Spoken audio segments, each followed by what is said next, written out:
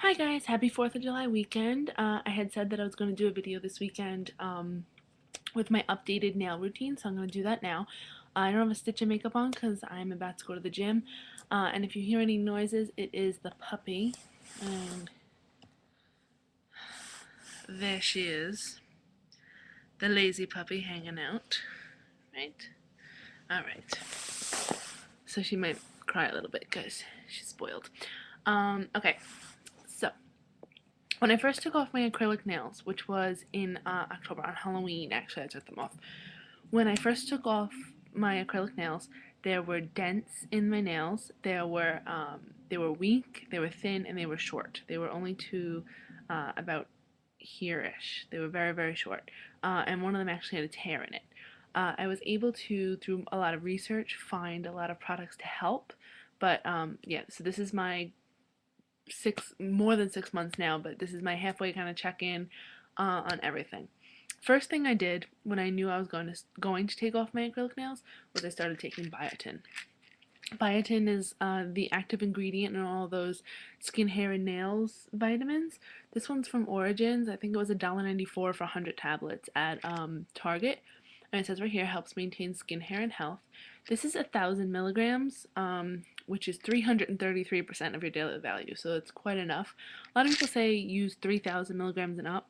I'm going to tell you right now to use this because, first off, everyone reacts differently to it. This is supposed to help your skin be healthy, your nails and your hair grow. It did make my hair grow and made my hair thicker, but I have very thick hair.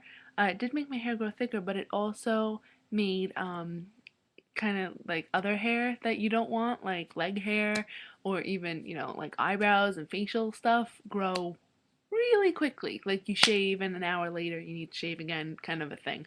So that's kind of the risk with that, but it also did make my nails grow in healthy and strong quickly. So that's kind of the risk versus the benefit kind of thing that you have to kind of weigh. But all in all, I liked it, but I liked using the 1,000 milligrams because it did help my nails, but it didn't make the hair problems so bad. So let me show you what I use for my nails, and this is the kit I use. I don't know if I've showed this to you guys before. I'm sure I have. But this is the kit I use. And it's a little hangy kit. This is a scrapbooking toolkit that I got from the craft store. I think I got it from Michael's. And it holds everything I need. I have this little travel kit, which I got for free, so you can find your own thing, that just has nail clippers, little scissors, a cuticle thing, and a file. And that's all I use for that. Nothing fancy. I use a crystal file from Sephora. This was $8. Take this out of the plastic. And this I definitely like better than, let's say, an emery board. I still use these for my toes sometimes, but I like this better than an emery board, but you just file in one direction and it helps prevent tearing. A buffer block. Use over your nails on top lightly. Don't buff too hard. You don't want them too smooth because then polish peels right off, and that helps. Let's go through this. So when you first take your nails off, you soak them, you get them off, and when you finally see your nails, they're going to be peely and weak. First thing you should do is trim or cut or file them so that they're all an even length, because that's all you really need, and buff them so lightly. And then you're going to want to put something thick to protect them. What I did first was I used Gelish, which is the advanced nail gel coat, and this is really thick and it made it feel like acrylic nails again. Because the hardest part of taking off the acrylic nails is growing out the damage. Once you grow out the dents and damage, you're gonna have normal, natural nails, and then you just worry about length, which the biotin will help you with. So I used Gelish because it was nice and thick, and then polish, and then for a top coat, I would either use Seshvit, which dries insanely quickly, or if you're worried about chemicals, I would use Posh, which is Big 3 free. After I used that, I started doing well with my nails and growing them out and growing some of the damage out, I started using Nail Tech Intensive Therapy, and this is the soft and peeling one. There's also one that's like a milky, I think that's 3, Intensive Therapy 3. This is 2. And that's like a milky consistency, and that is made to strengthen your nails, but you're only supposed to use it for about a month until your nails are replaced. So this is the Nail Tech Intensive Therapy 3, and this is for soft peeling nails. I got this at a beauty supply store. This is a base coat and a top coat. So you just put it on the one coat as a base coat, then you color it, then one coat again. Once I got the dents out and I was trying to get length, I used Sally Hansen Hard as Nails, and then Nail Armor for Orly. This made your nails extremely strong. They feel like wraps with that.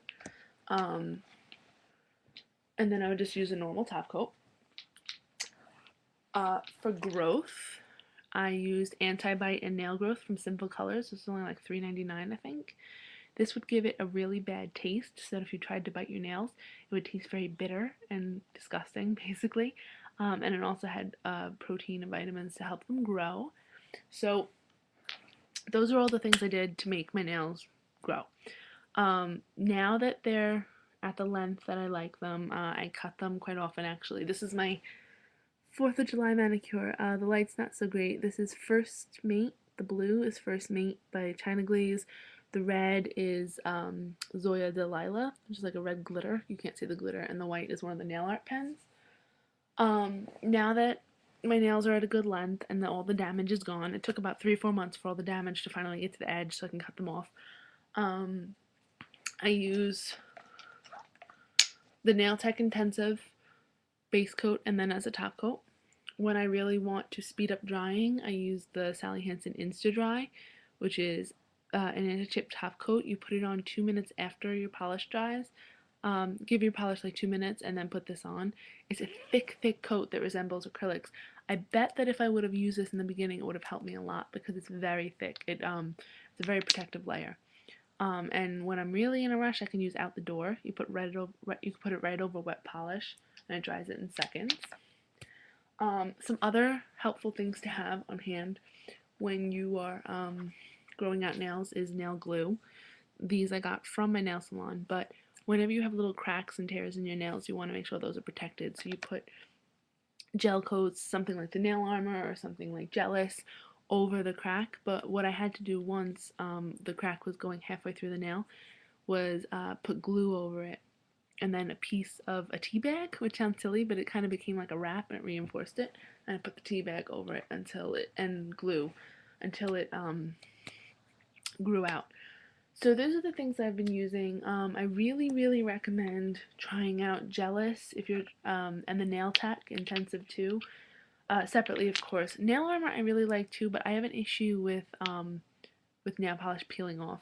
One thing that I want to explain that I don't think a lot of people really know or believe is that nail polish, because of chemical formula and because of your lifestyle, some people get their hands wet a lot, some people use different creams, lotions, some people sweat or work out, whatever. Different brands and different formulations will react differently to your body and your lifestyle. So for that reason, certain things will work better for you and might not work for others. OPI as a brand in general chips off me rather quickly. Not really quickly, but pretty quickly. Sinful Colors chips off me in like a day, and so does Wet n Wild. I mean, I love the colors from both, but it just doesn't happen. The best for me are Essie and China Glaze. So just find what works for you, find what makes you feel great, and have fun. Bye, guys.